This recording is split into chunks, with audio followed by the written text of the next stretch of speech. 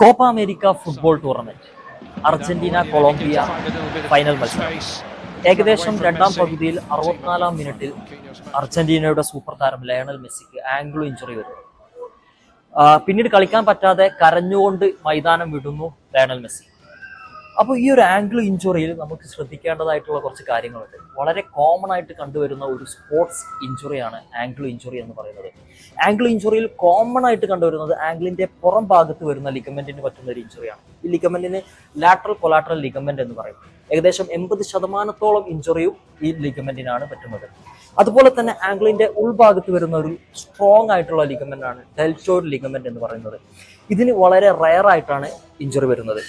അപ്പോൾ ആംഗ്ലിന് എന്തെങ്കിലും തരത്തിൽ ഇഞ്ചുറി വരുമ്പോൾ നമ്മൾ ആദ്യം എന്തൊക്കെയാണ് ചെയ്യേണ്ടത്, ഫസ്റ്റ് എയ്ഡ് മാനേജ്മെന്റ് ആയിട്ട് നമുക്ക് എന്തൊക്കെ കാര്യങ്ങൾ നമുക്ക് ശ്രദ്ധിക്കാം എന്നുള്ളതാണ് പറയാൻ പോകുന്നത്. പ്രൊട്ടക്ഷൻ, അതായത് പിന്നീട് ആ ഭാഗത്ത് ഇഞ്ചുറി വരാതെ ഇമ്മൊബിലൈസ് ചെയ്തിട്ട് പ്രൊട്ടക്ട് ചെയ്യുക എന്നുള്ളതാണ്. വേദന, അതുപോലെ തന്നെ നീര് എന്നിവ കുറക്കാൻ വേണ്ടിയിട്ട് നമുക്ക് ഇഞ്ചുറി പറ്റിയ ഭാഗത്ത് ഐസ് വെക്കാം. നീര് കുറക്കാൻ വേണ്ടിയിട്ട് കംപ്രഷൻ ബാൻഡേജ് യൂസ് ചെയ്യാം. അതുപോലെ തന്നെ ഹാർട്ട് ലെവലിൽ നിന്നും കുറച്ചൊന്ന് മേലോട്ട് പൊക്കി വെക്കുക.